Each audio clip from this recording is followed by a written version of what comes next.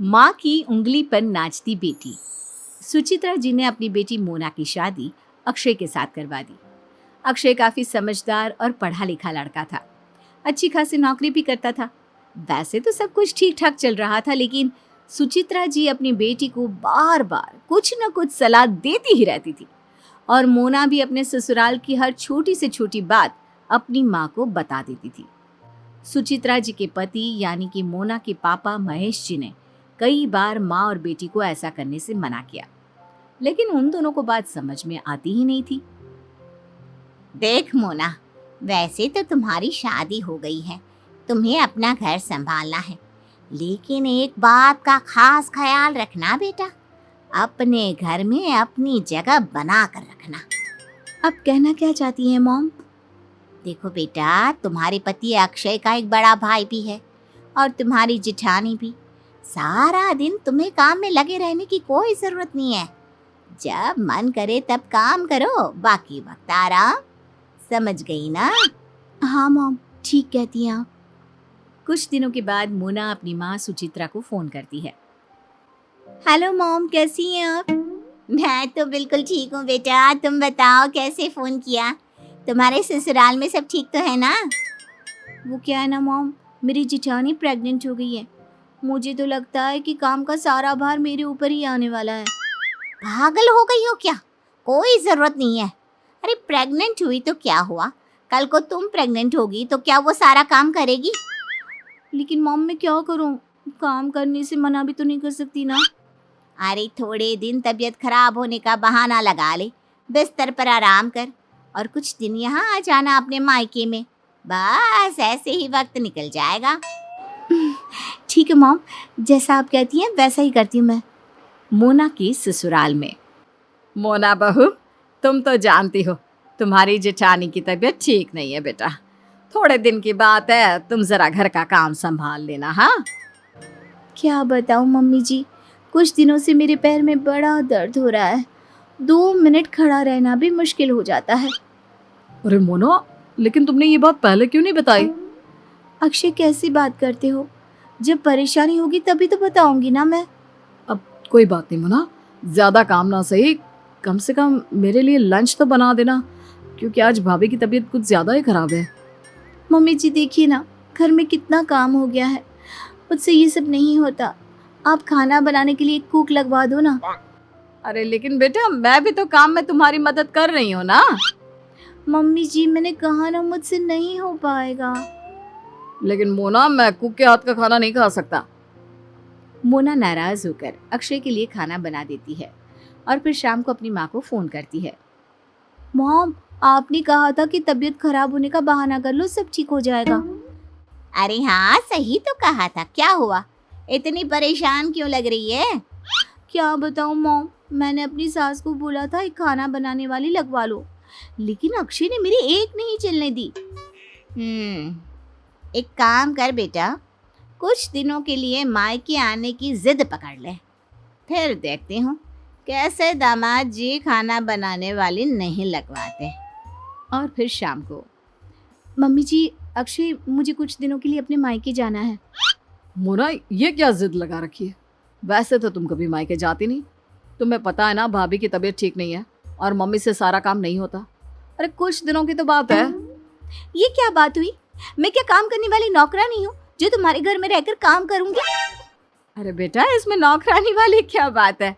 तुम्हें अपने पति के लिए खाना बनाना है, इससे ज्यादा और कुछ नहीं करना, उसी के ही काम करने हैं।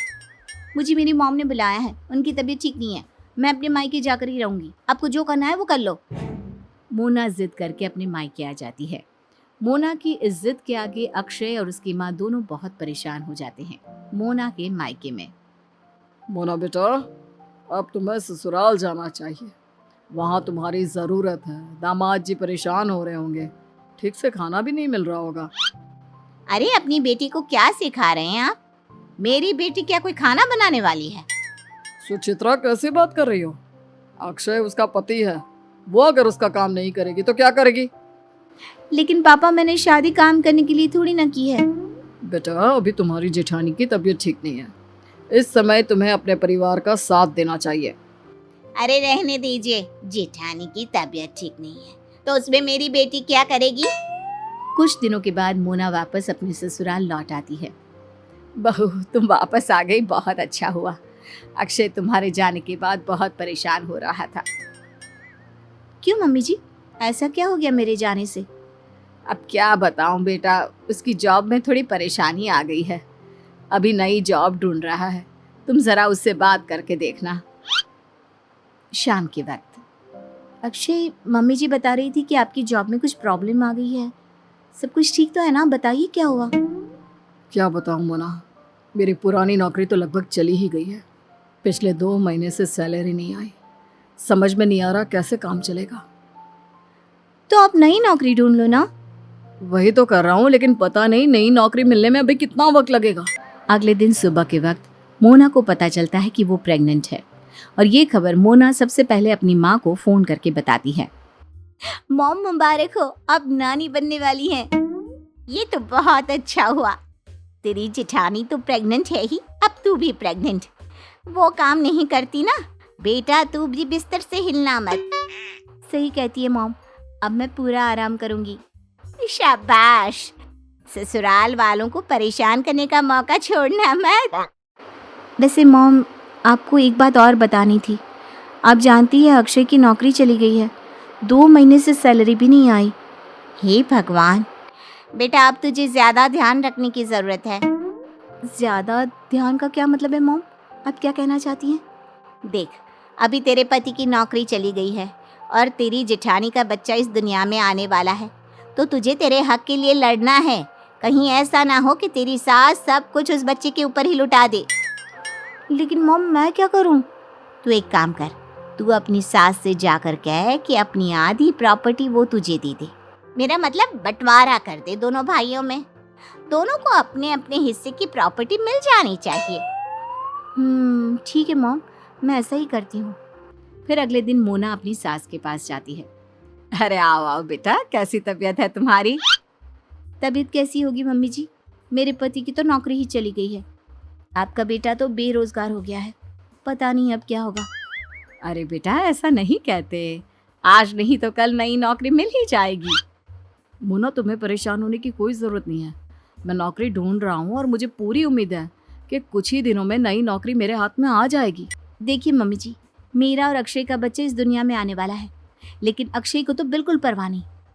अब कुछ दिन, पता नहीं वो महीने भी हो सकते हैं, तब तक तनख्वाह नहीं आएगी तो खर्चा कैसे चलेगा? अरे बेटा, खर्चे के लिए तो मैं हूं ना।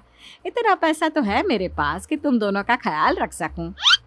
वो बात सही है मम्मी जी, लेकिन जिठानी जी का बच्चा इस दुनिया में आने वाला है और इसलिए मैं चाहती थी कि आप प्रॉपर्टी का बंटवारा कर दें। नहीं बेटा, इतनी जल्दी प्रॉपर्टी का बंटवारा नहीं हो सकता। मोना, तुम पागल हो गई हो क्या? ये किस तरह की बातें कर रही हो? इसमें पागल होने वाली क्या बात है? मैं अपने बच्चे की सिक्योरिटी के लिए कह रही हूँ। कल को जिठानी जी का बच्चा आएगा, उनके पति की इतनी अच्छी नौकरी है, मम्मी जी तो उठाकर सारी प्रॉपर्टी उनको दे देंगी, फिर हमारा क्या होगा? ये तुम कैसी बात कर रही हो बेटा? अक्षय भी मेरा बेटा है और अक्षय का बड़ा भाई भी। देखिए मम्मी जी, अगर आपने आधी प्रॉपर्टी मेरे और मेरे बच्चे के नाम नहीं की तो मैं इस बच्चे को लेकर इस घर से कहीं चली जाऊंगी। अक्षय बेटा, तुम अपनी बीवी को समझाने की कोशिश क्यों नहीं करते? अक्षय मोना को समझाने की बहुत कोशिश करता है, लेकिन मोना जिद पर अड़ जाती है। परेशान होकर अक्षय मोना के पापा महेश जी से मिलने के लिए जाता है। देखिए ना पापा जी, मोना कितनी अजीब सी जिद करके बैठी है। कहती है उसे आधी प्रॉपर्टी चाहिए, लेकिन मम्मी इतनी जल्दी घर में बंटवारा नहीं करना चाहती। सही कहते हो बेटा, इतने जल्दी बंटवारा होना भी नहीं चाहिए। मुझे समझ में नहीं आता मोना इतनी जिद क्यों कर रही है। पापा जी, आप ही उसे समझाइए ना, आपकी बेटी है, आपके कहने से जल्दी समझ जाएगी। दामाद जी, आप परेशान ना हो, मैं कुछ करता हूँ। अक्षय के जाने के बाद सुचित्रा, सुना तुमने? तुम्हारी बेटी अपने ससुराल में जिद करके बैठी है, प्रॉपर्टी अपने नाम करवाना चाहती है। अरे तो इसमें गलत क्या है? बच्चे को जन्म देने वाली है वो, ऊपर से दामाद जी की नौकरी चली गई है, सिक्योरिटी के लिए कुछ तो चाहिए ना। लेकिन सुचित्रा, नौकरी तो 1-2 महीने में वापस लग भी जाएगी। इस तरह घर के बंटवारे की जिद करना कोई अच्छी बात थोड़ी ना है। आप तो कुछ भी नहीं समझते। कल को उसकी जेठानी ने सारी प्रॉपर्टी अपने नाम करवा ली तो मेरी बेटी तो ऐसी ही रह जाएगी ना। अब मैं अच्छी तरह समझ गया हूँ कि हमारे बेटे के दिमाग में ये फिजूल की बातें किसने डाली हैं। देखो सुचित्रा, अब भी समझ जाओ, इस तरह बेटे के ससुराल के मामलों में दखलंदाजी करना अच्छी बात नहीं है। इसे दखलंदाजी नहीं कहते, अपनी बेटी की फिक्र करना कहते हैं। आपको तो कोई परवाह नहीं। सुचित्रा महेश की कोई बात नहीं मानती तो महेश अक्षय को फोन करके कहता है, देखो अक्षय बेटा, मैंने तो हर तरह से कोशिश करके देख ली। अब मैं जैसा कहता हूँ तुम वैसा करो। अपने घर जाओ और मोना से कहो कि अगर उसने अपनी जिद नहीं छोड़ी तो तुम उसे घर से बाहर निकाल दोगे। पापा जी, ये आप क्या कह रहे हैं? मोना मेरी पत्नी है, ऊपर से प्रेग्नेंट भी है। मैं इस हालत में उसे ऐसा नहीं कह सकता। देखो बेटा, मैं भी मोना का बाप हूँ, एक बार मेरी बात मान कर तो देखो, सारा मसला यहीं हल हो जाएगा। ठीक है पापा, जैसा आप सही समझे। अक्षय जैसे ही घर पहुंचता है, मोना फिर से प्रॉपर्टी के बंटवारे की जिद करती है। आ गए आप? कब से आपका इंतजार कर रही थी। प्रॉपर्टी को लेकर मुझे आपसे जरूरी बात करनी थी। मम्मी जी तो मेरी बात सुनने को तैयार ही नहीं है। मोना, मैं भी तुम्हारी कोई बात नहीं सुनने वाला। ठीक है, फिर मैं ये घर छोड़कर अपने पापा के घर चली जाऊंगी। ठीक है, मुझे कोई प्रॉब्लम नहीं है।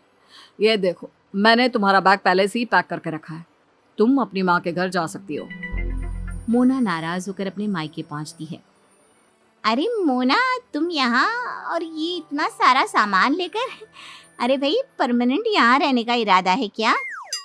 मॉम, मैं वो घर छोड़कर आ गई हूँ। अरे लेकिन अपना ससुराल छोड़कर आने की क्या जरूरत थी? छोड़कर नहीं आती तो क्या करती? आपने तो कहा था अपने बच्चे के हक के लिए लड़ना, अपने हिस्से की प्रॉपर्टी मांगना। जब मैंने प्रॉपर्टी मांगी तो अक्षय ने मुझसे कहा कि मैं उसका घर छोड़कर चली जाऊं। अरे पागल हो गई है क्या? शादी के बाद पति का घर ही तो लड़की का घर होता है। क्या हुआ सुचित्रा, अब अपनी बेटी का साथ नहीं दोगी तुम? अरे पूरी दुनिया में, समाज में बदनामी होगी। शादीशुदा लड़की अपने मायके में बैठी है। जाओ, अपने ससुराल जाओ। मैं ही पागल थी, आपकी बातों में आकर अपना घर छोड़कर आ गई। मुझे आपकी उंगलियों पर नाचना ही नहीं चाहिए था, आपकी उल्टी सीधी सलाह माननी ही नहीं चाहिए थी। एक तो मेरा ससुराल छूट गया और ऊपर से उन लोगों के सामने मेरी इमेज खराब हो गई, वो अलग।